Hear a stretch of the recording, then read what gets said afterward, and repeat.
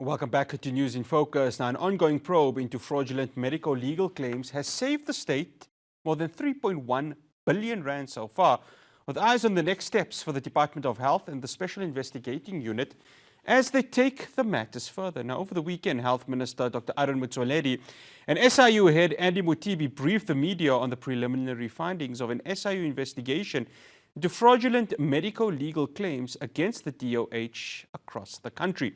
Joining us, I'd like to welcome Russell Rensburg, who is a Rural Health Advocacy Project Director. Russell, good day. Thank you so much for joining us here on News in Focus on Hilaal TV. Thank you very much, and thank you for the opportunity to join the conversation with you. No, it's an absolute pleasure.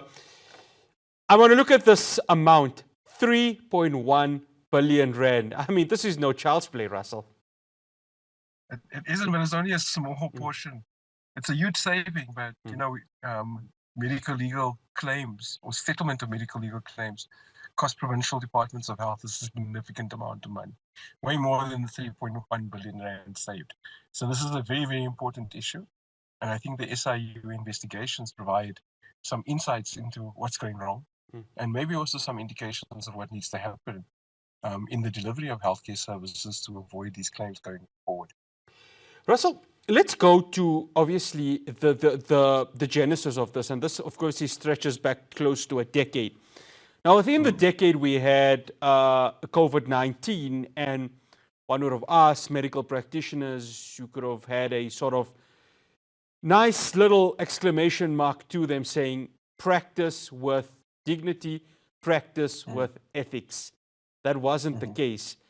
And one would look at that and say, therein lies one of the bigger problems with regards to these claims, that a lot of it had occurred during that time. And it's quite a sad indictment, isn't it, that this was a time where healthcare was supposed to be, quote unquote, equal for everybody, but it's really the case when you come to think of it. Look, I think, healthcare practitioners can only do so much. Medical legal claims are complex. Most of them come out of complications around delivery, delivering babies, during labor and the like. And it's got to do with decision-making. But all of that decision-making can be improved with more information, right? And I think in the areas where a lot of these things happen is our patient histories, right? And what's available on the medical record isn't always complete, right? Currently, our system allows about 7 antenatal visits. On average, we only measure 1, which is when they confirm a bed or pregnancy.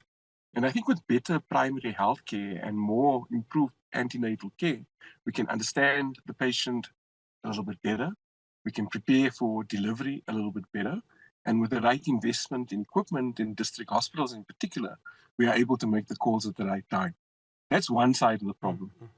The other side of the problem is in terms of how medical errors happen, right? And I think how we adjudicate them is something that needs a little bit more consideration, right? Some provinces, for instance, will go about and settle early, so as soon as an error happens, they try and find a way to keep it out of the courts, keep the lawyers out, and agree general damages with the unfortunate party who had to go through that. Because we have to recognize that these are actually real people behind these claims, and families that now have to deal with the complications of raising a child with cerebral palsy. So that's what the claims are for, right? So if we can do that a little bit better and ensure that the care is available to support that child over its life course, it's important, right? I think the second component is looking at the legal dimensions. And I think the Eastern Cape Department of Health earlier this year won a court case on a public health defense. And I think at the core of their argument wasn't a denial of damages. It was more in terms of looking at the quantum of money that's settled in a medical legal claim. And this is where a lot of the fraud happens, right? So firstly, you get one big settlement. And the settlement is calculated on the future healthcare costs, right, of that patient over its life course, right? And all of that money is paid to the attorneys who are meant to hold it in trust. And I think what the investigations found was that the attorneys also failed in their professional practice, right? Where many of them don't set up the testamentary trust as beneficiary trust as required by the judgment. Sometimes it has to happen within 2 years, sometimes within 3 years it hasn't happened. The court, there's a law firm in the Eastern Cape, for instance, that in that court case, there's a fair amount of documentation on the investigation. they looked at their cash reserves and their funds, and even in their general fidelity account, they didn't have enough money to settle the claims that they already won, right? So I think it's a great big failing on the part of the Legal Practice Council as well for not overseeing the management of fidelity funds and the establishment of beneficiary trusts in an appropriate way. So it's a two-sided problem. It's a legal administrative problem in terms of how the claim is adjudicated. And on the other side, improvements in primary healthcare, as I have described, can also contribute to decreased incurrence of medical negligence, even though, it happens, right? And I don't say that in a way that's dismissive, but rather that we can't avoid medical errors. They will happen from time to time. Health advocacy is the assistance to many of the, I'd like to say previously disadvantaged, but they still are disadvantaged when it comes to healthcare, especially in the rural areas and the townships. Now, they would be seen in my previous guest, Willem Els from the Institute of Security Studies. We were talking about extortion and how these communities are really going through a lot when it comes to extortion. And it's sort of like very similar when we look at healthcare. How important is it that the education, but the awareness, more or less the awareness is given to these citizens of these communities when going to hospitals, when dealing with healthcare, but also making sure that they are protected from a legal perspective? I think that's an absolute apex priority, right? If we want to reorientate, I think and I like the fact that you premised COVID, right? And how we were meant to behave. These claims, a lot of them date back way further, right? But they really did explode in the last 10, 15 years. But a big part of that is health literacy, right? And I think we've shown in the past, like in the early days of HIV and AIDS, right? One of the issues that we had around the rollout of antiretrovirals, that some felt that, they're too complicated for patients to understand.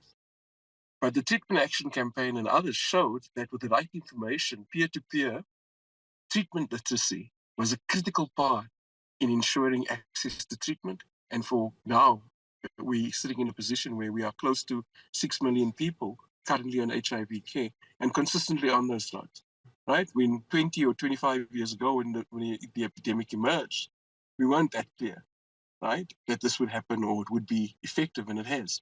And I think right now, as we start thinking about reorientating our health system towards primary care, the issue of health promotion and health literacy has to be a critical priority for all provincial administrations, as well as at a policy level at National Department of Health. Russell, one final question, because we are running out of time. With that reorientation, of course, the push from a government on NHI, does this help the cause or does this pause the cause from the other side of the coin, especially business who are really putting tons of question marks with regards to whether NHI is a workable system within the country? The debate on that's going to rage. But I'm sure there's a lot of small businesses who would appreciate a lot more support in terms of having access to comprehensive primary healthcare services. A plumber can't take off work because he can't afford to pay the $600 or his workers, right? You can see a doctor, a GP, or optician, or even going to a pharmacy clinic, right? And I think we have to look at the whole of society approach. And in a country like ours, I think reforms like the NHI, as contested as they are, I think we should focus on the things that we can do now. And the things that we can do now is creating a legislative environment for increased access to primary healthcare services, not just in clinics and hospitals, but more broadly in terms of routine healthcare services, so that we can actually create a platform for businesses, young and mostly independent businesses, sole proprietorship, small businesses, to also be able to thrive and put down the cost, while at the same time ensure access to healthcare for themselves and the employees who work with them, over and above, obviously, rural communities where opportunities are limited and the state is the principal provider. So I think we need to have more discussion and dialogue around the NHI, and I think big business really also has to reach out to small business to make sure that everybody's interest is protected. Russell, thank you so much for joining us here on News in Focus on Hilaal TV. Much appreciated. No problem. Thank you for the opportunity. Absolute pleasure. This is Russell Rensburg, Rural Health Advocacy Project Director. Yes, of course, as Russell said, the debate with regards to NHI is going to rage on. President Cyril Ramaphosa was speaking to Business Unity South Africa, trying to convince them that NHI should be implemented. But the medico-legal claims, 3.1 billion so far. There has to be more that's going to come. So it's going to be something where Dr. Arun Mutsoleri is going to say, listen, as the health department along with the SIU, we can make something happen. But there's the other side of the coin saying if you don't get your house in order, that's from the business part of it, especially these big medical aid companies. They're going to say, if you don't get your house in order, us as the private sector really cannot support this idea of healthcare. Equal healthcare is a right for all. The Constitution says that. But there's so much more complexities when it comes to really the implementation of the NHI. And we hope that the 7th administration, government of national unity, who are there in charge, can make those changes to allow for a system like equal healthcare to happen. Well, that's all we have for you here on News in Focus from myself, Ross Patel, and my wonderful team here in Johannesburg. Thank you so much for joining us. We'll see you again tomorrow. Assalamu alaikum wa rahmatullahi wa barakatuh.